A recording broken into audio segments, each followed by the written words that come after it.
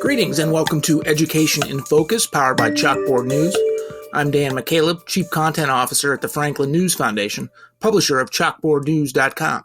Chalkboard is a news website dedicated to issues related to K through 12 education. A new analysis of so-called equitable grading policies that rely on lowering academic standards ultimately hurt the students they were meant to help. Joining me today to discuss this analysis is Brendan Clary, K-12 editor at Chalkboard News.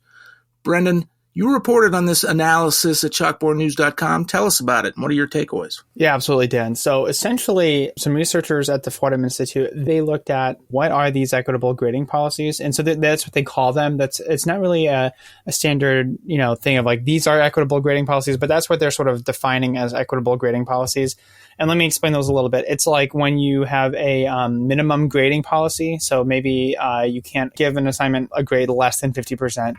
Or prohibitions on grade penalties for late work. A student doesn't turn it in past the deadline, and then a week goes by, you still can't give them anything less than what you think it was worth just from the grading, right? So there's no, like when I was in college, Dan, if you turn in a paper late, there would be knocked down a letter grade every day that was late, that kind of thing. So you can't do that. That's out. And then bans on grading homework and maybe bans on grading class participation. And so that's kind of what we're talking about. Another one is like maybe a prohibition on you can't give a student a failing grade for cheating, those kinds of things. So, and there's also grading scale differences, right? So if you say maybe a 0 to 4 scale instead of, the traditional A through F scale, right? And so that's sort of the impetus behind this report is looking at those and saying, okay, what are the effects for students, right? And so what are the advocates of those say they are trying to do, and then what is actually done? And so that's kind of what they found, is that there's sort of a discrepancy there in between like what advocates of these equitable grading reforms are saying that they're going to do and what they actually do in practice, right? So that's sort of, one of the things in education, I think, is you can have like these very high ideals, maybe for like social emotional learning, for example. Okay, we want this to happen. But if you don't implement that correctly, then you're sort of having a haphazard approach. You can have some of these students fall through the cracks, and you can maybe have some of these adverse outcomes, right? And so that's, I think, what the report was looking at, this policy brief from Fordham Institute. And so when I talked with Adam Tyner, who's one of the co-authors there, I spoke with him last week, and he essentially said, look, you can talk about these things, but it can kind of be like a pie in the sky sort of situation for administrators. And he called it happy talk, that we want to increase fairness or equity there, and also keep students accountable. And so that's sort of the tension there, I think, is that some of these policies, they sound good, but when you start actually implementing them, they start reducing accountability for students, right? So if you say, we're not going to lower your grade because you're turning in your paper late, then why do students have an incentive to get their paper in on time, right? And so some of these things, they're not even directly related to maybe the final grade on the paper. Maybe they can get the material done just fine and they'll actually do the work. But the problem is, like, what are you also teaching them for later in life? And so I think that that's some of the concerns there. Like, is that going to fly in the workforce sort of thing? Like, if you're going to turn your stuff in whenever, what are kids really learning from some of these policies? Well, that's exactly what my question was, Brendan. If you don't hold students accountable for, say, their effort, don't turn in papers on time, or for their overall performance, don't prepare for a test, they get almost nothing right in the test, but you can't give them a lower grade than, 50%, D or whatever. How does that push them? How does that encourage them to be good students, to learn stuff, to prepare themselves for what comes after school? Absolutely, Dan. And that's one of the questions that Adam raised when I was talking with him is, let's say some of these students, maybe they have family at home who are very busy. Maybe it's like a single mother and she's got to work, right?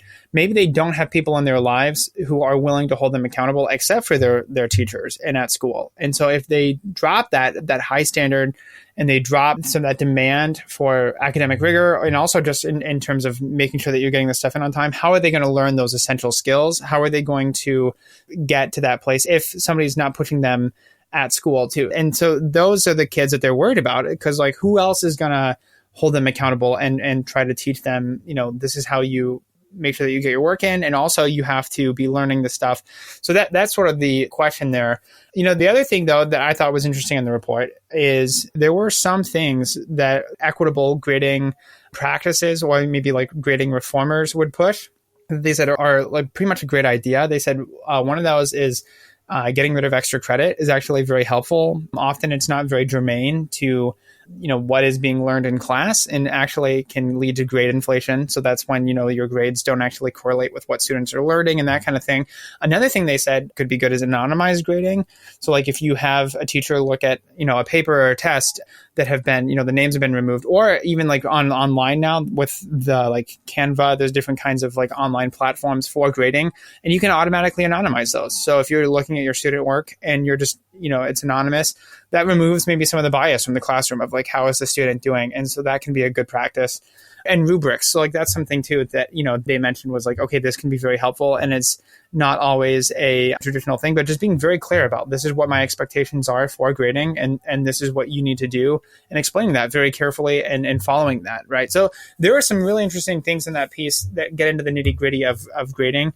And I'm, happy to answer any questions you have about that, Dan. I know it's kind of a nitty gritty piece. We only have a few seconds left, Brendan, but the one thing I want to ask is, I know you've written at Chalkboard News about soaring graduation rates over the past couple of years.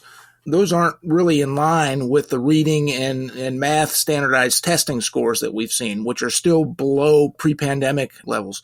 Are schools just essentially graduating students even if they're not prepared? It seems like this analysis of equitable grading would coincide with that. Yeah, I think that there might be some overlap, and they definitely did mention some of these pandemic era policies, that we said, okay, the students get whatever grade they had in the semester, and you have quote like a hold harmless policy, right? Over like, so if you had a B when the pandemic started, that's what you would graduate with. That's what your grade was in the class at the end of the pandemic. And so there are some of those kinds of things. And you're absolutely right, Dan. Some students graduated during the pandemic, and they probably should not have graduated during the pandemic because, what are you going to do? It's a global pandemic, and you can't really hold them back. And so it's some of those tough calls that were made. But essentially, yeah, you're absolutely right. What we found was, what researchers have said is, that's the COVID cohort, essentially. And that is a problem that they flagged as some of those pandemic era policies. Thank you for your insight, Brendan. We are out of time. Listeners can keep up with this story and all stories related to K-12 education at chalkboardnews.com.